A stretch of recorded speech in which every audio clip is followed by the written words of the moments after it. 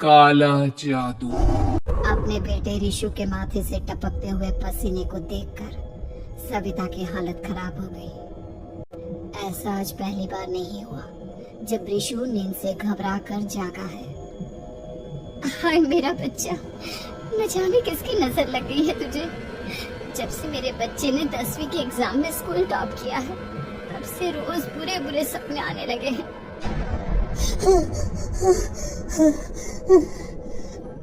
हाँ माँ, मैंने आज फिर से एक काले साए को देखा। वो यही मेरी आंखों के सामने खड़ा था। माँ, मुझे बचा लो माँ।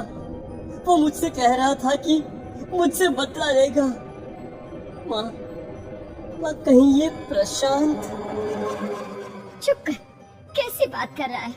दोबारा उसका नाम मत लेना। तुझे पता है ना, उस प्रशांत ने आत्महत्या कर ली, तो बार बार उसका नाम मत लिया कर। मम्मी, क्या सच में प्रशांत ने आत्महत्या की थी? चुप कर, बहुत सवाल पूछता है आजकल। और फिर रात के बाद सविता के पूरे घर में एक अजीब सा काला धुआं छाने लगा। गहरी नींद में सोई सविता की जैसे ही आंख खुली उसका दम घुटने लगा। वो दौड़कर ऋषु के रूम की तरफ गई जहां उसके दरवाजे पर घूमती एक काली परछाई देख वो बुरी तरह से घबरा गई। कौन है वहाँ? कौन है? सामने आओ।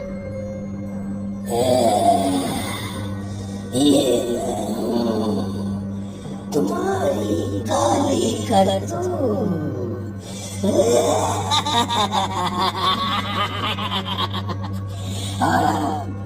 अब मैं तुम्हारे बेटे को ले जाने आया हूँ। नहीं, मेरे बच्चे को छोड़ दो प्लीज। मेरे ऋषु को कुछ मत करना। वो परछाई ऋषु के कमरे में घुस जाती है। सविता भी उसके पीछे पीछे दौड़ कर जाती है और देखती है कि अब वो साया साफ नजर आ रहा था। वो सर से पैर तक खून में सना हुआ था और उसके शरीर के सारे अंग कटे फटे हैं। क्या चाहिए तुम्हें? तुम जो बोलोगे मैं करूंगी, लेकिन मेरे ऋषु को छोड़ दो। उस परछाई ने ऋषु को गर्दन से पकड़कर दीवार के सहारे हवा में उछाल दिया। ऋषु जोर जोर से चिल्लाने लगा। माँ बचाओ मुझे, बचा लो माँ। ये मुझे मार डालेगा। माँ मुझे बचा लो माँ। नहीं ऐसा मत करो, मुझे मार दो लेकिन मेरे बच्चे को छोड़ दो। मैं तुम्हारे आगे हाथ जोड़ती हूँ। वो परछाई ऋषु को जमीन पर गिरा देती है और अचानक वहाँ से गायब हो जाती है। ऋषु, मेरा बच्चा, तू ठीक तो है ना? कुछ बोल बेटा, क्या हुआ है तुझे? मैं ठीक हूँ माँ। क्या हुआ था यहाँ पर? कुछ नहीं बेटा, कुछ नहीं। तू परेशान मत हो। हम कल ही गांव के बाहर जो तांत्रिक महाराज रहते हैं उनके पास चलेंगे। ठीक है माँ, हम जल्द ही उनके पास चलेंगे। मुझे बहुत डर लग रहा है माँ। ये बार बार मुझे डरावने सपने आना, ये सब हमारे साथ क्या हो रहा है माँ? अगले दिन सविता अपने बेटे ऋषु को लेकर गांव के बाहर तांत्रिक के पास जाती है। जिस जगह पर तांत्रिक रहा करता था वो जगह बहुत डरावनी थी। चारों तरफ कंकाल और खूब मूर्तियां नजर आ रही थी। गांव से दूर वीराने में उस जगह पर जोर से आंधी चल रही थी। ऋषु ने डर कर अपनी माँ का हाथ पकड़ लिया। माँ मुझे बहुत डर लग रहा है। ये कैसी जगह है? देख बेटा, हमारे साथ जो कुछ भी हो रहा है उसका इलाज सिर्फ और सिर्फ ये तांत्रिक महाराज ही बता सकते हैं। अब यही है जो हमें प्रॉब्लम से बाहर निकाल सकते हैं। जैसे ही सविता और ऋषु तांत्रिक की झोपड़ी के अंदर पहुंचे, वहां का नजारा देखकर उनकी आंखें फटी की फटी रह गई। तांत्रिक की झोपड़ी के अंदर कई सारे लोग अपनी गर्दन घुमा घुमा कर जोर जोर से चीख रहे थे। कौन हो तुम और यहाँ क्यों आई हो? महाराज, मेरे बेटे को कुछ दिनों से एक डरावनी काली परछाई नजर आती है और कल रात उसने मेरे बेटे पर हमला भी कर दिया।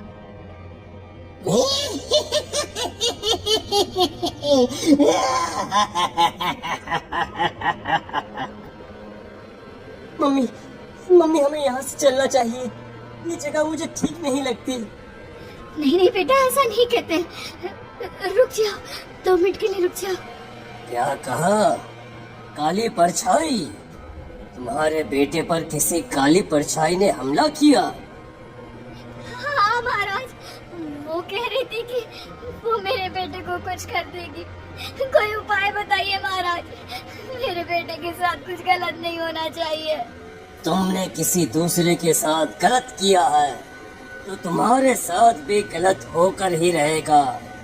तुमने किसी की जान ली है, किसी को मार डाला है तुमने।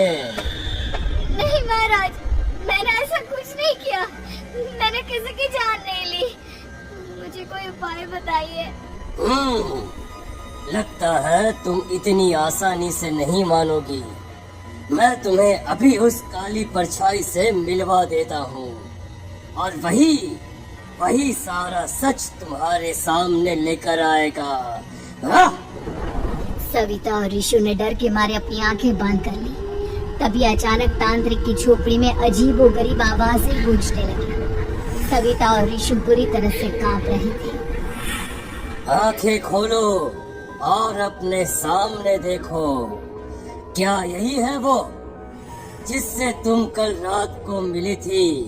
बताओ मुझे। हाँ, इसने कल रात मेरे बेटे के ऊपर हमला किया था। ये उसी लड़के की भटकती हुई आत्मा है जिसे कुछ दिन पहले तुमने मार डाला था। मम्मी ये महाराज क्या कह रहे हैं? क्या सच में आपने किसी की जान ली है, किसी को मार डाला है? अगर हाँ तो बताइए ना मम्मी, किसको मारा है आपने? किसको? तुम्हारी माँ इतनी आसानी से सच नहीं बताएगी बेटा। इसने एक बच्चे की जान ली है। कहीं उसका नाम प्रशांत तो नहीं महाराज?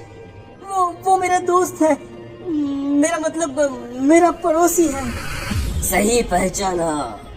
देखा सविता, तुम्हारा खुद का बेटा भी जानता है कि तुमने किसी के प्राणों की बलि चढ़ा दी और इसीलिए अब उसकी बुरी आत्मा तुम्हारे घर में भटकती है। मुझे माफ कर दीजिए महाराज, मुझसे बहुत बड़ी गलती हो गई। प्रशांत हमारे पड़ोसी का बेटा था। हर बार उसके नंबर मेरे बेटे से ज्यादा आते थे और इसलिए मैंने उसके कमरे के बाहर काला जादू किया था, पर मुझे नहीं पता था कि वो मर जाएगा। तुम्हारे उसी काले जादू वाली गुड़िया के अंदर एक बुरी आत्मा थी जिसने उस बच्चे के दिमाग पर बुरा असर कर दिया और उसी की वजह से उस लड़के ने अपनी बालकनी से कूदकर आत्महत्या कर ली। इसकी वजह सिर्फ और सिर्फ तुम हो, तुम। नहीं महाराज, जो कुछ भी हुआ मुझे नहीं पता था कि प्रशांत अपनी जान दे देगा। प्रशांत की आत्मा इस वक्त तुम्हारे सामने खड़ी है, हमसे बात करना चाहती है। बोलो क्या कहना चाहते हो? मैं जीना चाहता था, बड़ा होकर कुछ बनना चाहता था। आपके बेटे से मुझे कोई परेशानी नहीं थी। अरे वो तो मेरा अच्छा दोस्त था।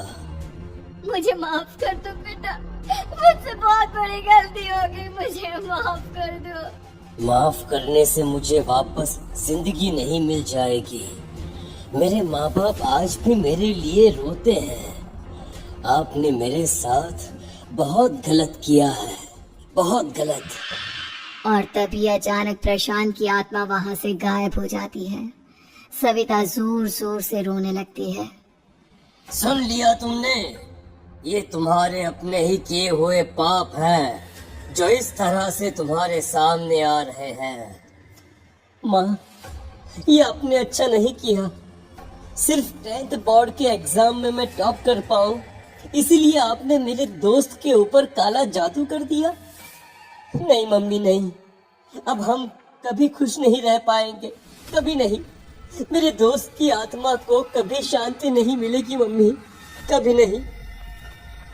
लेकिन मैंने जो कुछ भी किया सिर्फ तुम्हारे लिए किया। वो लड़का हमेशा फर्स्ट पोजीशन पर आ जाता था और इस वजह से हमेशा तुम्हारे मार्क्स कम पड़ते थे। मैंने तो सिर्फ उस पर एक छोटा सा काला जादू किया था बेटा। मुझे क्या पता था कि उसका ये नतीजा निकलेगा। जिस गुड़िया को तुमने उस लड़के के कमरे के दरवाजे पर लगाया था, दरअसल उसके अंदर एक बुरी आत्मा का प्रवेश हो गया था, जैसा कि अक्सर काला जादू करते समय हो जाता है। मुझे अपनी गलती का एहसास हो गया है। मैं प्रायश्चित करना चाहती हूँ। आप बताइए मैं क्या करूँ? प्रशांत के घर जाकर उस काली गुड़िया को वहाँ से निकालकर यहाँ लेकर आओ। मैं उसे आग में जलाकर राख कर दूंगा और उसके बाद प्रशांत की आत्मा को हमेशा के लिए मुक्ति मिल जाएगी। अगली रात सविता चुपचाप अपने पड़ोसी प्रशांत के घर जाती है। प्रशांत के माँ बाप प्रशांत की मौत के बाद उस घर को छोड़कर हमेशा के लिए वहाँ से चले गए थे। जैसे ही सविता उस घर के अंदर कदम रखती है, उसका सामना अजीबोगरीब हैवानियत से भरी आवाजों से होने लगता है। ऐसा लग रहा था जैसे कोई बुरी तरह से चीख रहा। सविता जैसे ही प्रशांत के कमरे के बाहर पहुंचती है, वहां पर लटकी हुई गुड़िया के शरीर से खून टपकने लगता है। ये क्या हो रहा है? इस गुड़िया के शरीर से खून क्यों टपक रहा है? सविता हिम्मत करते हुए उस गुड़िया को वहां से उतारने की कोशिश करती है, लेकिन तभी अचानक से बहुत भयानक दिखने वाली औरत उसकी आंखों के सामने आकर खड़ी हो जाती है। मैं यहाँ से कहीं नहीं जाऊंगी और अगर तूने मुझे यहाँ से हटाने की कोशिश की तो मार डालूंगी मैं तुझे। नहीं नहीं, मुझे तुम्हें यहाँ से ले जाना ही होगा, नहीं तो मेरा बेटा, उसकी जान को खतरा है। मैं तुम्हें नहीं छोड़ सकती। अगर तुम्हारे अंदर हिम्मत है तो मुझे इस घर से बाहर ले जाकर दिखाओ। और ऐसा कहकर वो औरत सविता के ऊपर हमला कर देती है और उसे हवा में उछाल उछाल कर जमीन पर पटकती है। लेकिन तभी अचानक मौका देखकर सविता अपने हाथ में ली हुई सुई उसके हाथ में चुभो देती है। हाथ में सुई लगते ही वो औरत जमीन पर तड़पने लगती है। ये क्या किया तूने? ये क्या कर दिया? तुझे ऐसा नहीं करना चाहिए था। तांत्रिक ने मुझे कहा था कि तुझसे जीतने का सिर्फ यही एक तरीका है जिससे मैं अपने पापों का प्रायश्चित कर सकती हूँ और अपने बेटे की जान बचा सकती हूँ। और उसके बाद वो डरावनी दिखने वाली औरत एक छोटी सी जादुई गुड़िया में तब्दील हो गई और सविता ने उसे ले जाकर तांत्रिक को दे दिया। तांत्रिक ने जादुई गुड़िया को आग के हवाले कर दिया। दोस्तों, हमें उम्मीद है कि आपको हमारी ये कहानी पसंद आई होगी। कृपया हमारे चैनल को सब्सक्राइब करें और सभी अपडेट्स के लिए बेल आइकन जरूर दबाएं। और हाँ, वीडियो लाइक और शेयर करना मत भूलिएगा। Bye bye.